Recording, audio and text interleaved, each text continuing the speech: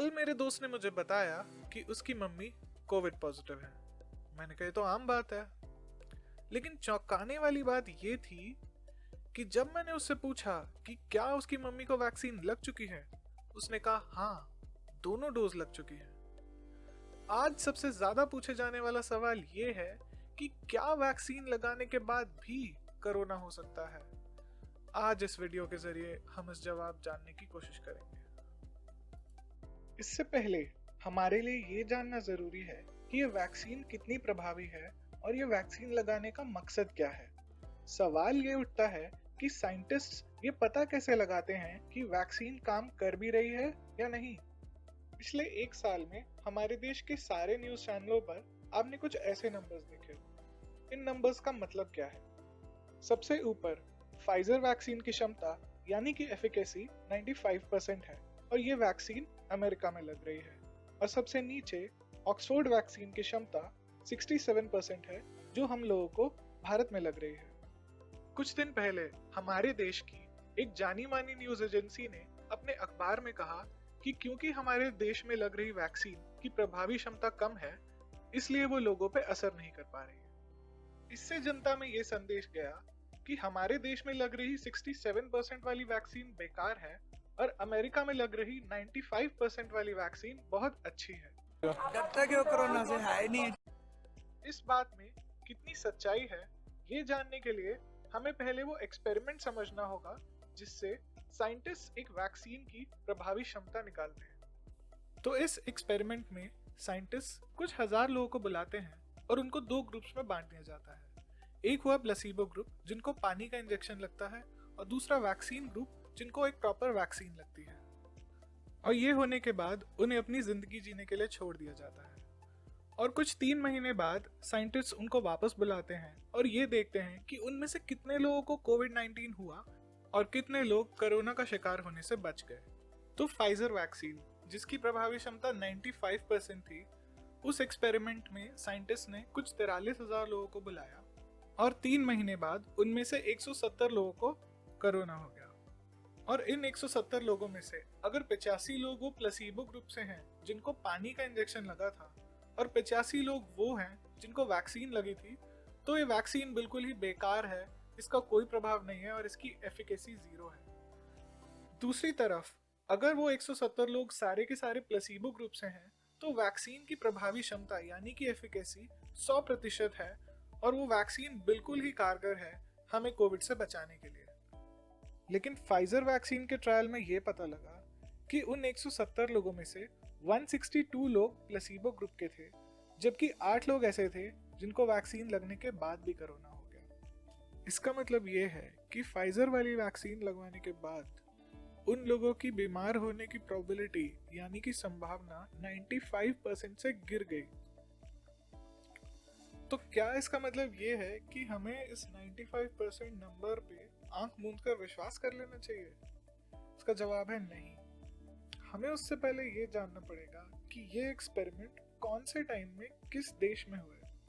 अगर आप ये ग्राफ देखें तो आपको ये पता लगेगा कि जो मॉडर्ना वाली वैक्सीन है उसका ट्रायल यूएस में अगस्त से नवंबर के बीच में हुआ और फाइजर वाली का भी सेम टाइम पर। लेकिन जॉनसन एंड जॉनसन वाली वैक्सीन का ट्रायल हुआ नवंबर से फरवरी के बीच, जब यूएस में केसेस सबसे ज्यादा थे। ऐसे तो कोई भी साइंटिस्ट अपनी वैक्सीन की क्षमता को ज्यादा बता सकता है अगर वो ट्रायल ही उस टाइम पे करे जब देश में केसेस पहले से ही कम थे। आप ऐसा सोच सकते हो कि अगर आप एग्जाम देने गए हैं और एग्जाम में सारे सवाल आसान हैं, तो चाहे आपने पढ़ाई नहीं भी करी होगी फिर भी आपके मार्क्स अच्छे ही आएंगे क्योंकि एग्जाम ही आसान था। अगर इन वैक्सीन्स को कंपेयर करना ही है तो इन सब का ट्रायल एक समय पर एक ही देश में एक साथ हो। ये तो हो गई वैक्सीन की प्रभावी क्षमता की बात। लेकिन इससे भी बड़ी बात यह है कि क्या वैक्सीन का असली मकसद एक व्यक्ति को कोविड से बचाना है या उसकी जान बचाना है? इसे समझने के लिए हम ये स्केल देखते हैं। एक इंसान के लिए सबसे अच्छी चीज ये है कि उसको कोविड ही ना हो, या फिर उसे कोविड हो लेकिन कोई लक्षण ना हो, या फिर बहुत ही मामूली लक्षण जैसे कि बुखार या खांसी हो, या बहुत ही भयानक लक्षण हो जैसे कि सांस लेने में तकलीफ होना और ऑक्सीजन सैचुरेशन लेवल डाउन होना। उस इंसान को हॉस्पिटल भी जाना पड़ सकता है और उसकी मृत्यु भी हो सकती है। मेरे ख्याल से सारे केसेस में सब लोग यही मानेंगे उस इंसान के लिए बेस्ट केस सिनेरियो यही है कि उसे कोविड हो ही ना। लेकिन असल मायने में ये वैक्सीन का मकसद ही नहीं है। वैक्सीन का मकसद है कि उसकी बॉडी को इतनी क्षमता देना, अगर उसे कोविड हो भी जाता है तो ना उसे भयानक लक्षण हो, ना उसे हॉस्पिटल जाना पड़े और ना ही उसकी मृत्यु हो। उसे कोविड एक नॉर्मल खांसी जुकाम सा होके निकल जाए। और ये काम सबसे अच्छा कौन सी वैक्सीन कर सकती है? इसका जवाब है इनमें से कोई भी। इस वीडियो के शुरुआत में हमने एक एक्सपेरिमेंट की बात करी थी।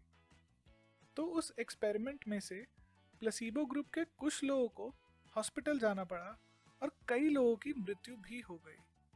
लेकिन वैक्सीनेटेड ग्रुप में से कोई भी इंसान ऐसा नहीं था जिसको हॉस्पिटल में कदम रखने की जरूरत पड़ी हो या उसकी मृत्यु हो गई हो।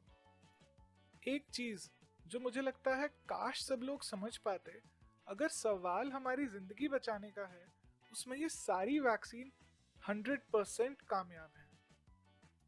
तो सवाल ये नहीं है कि क्या ये वैक्सीन हमें कोविड होने से बचाएगी। सवाल ये है कि कौन सी वैक्सीन आपकी जान बचाएगी और कौन सी वैक्सीन ये महामारी को जड़ से मिटाएगी।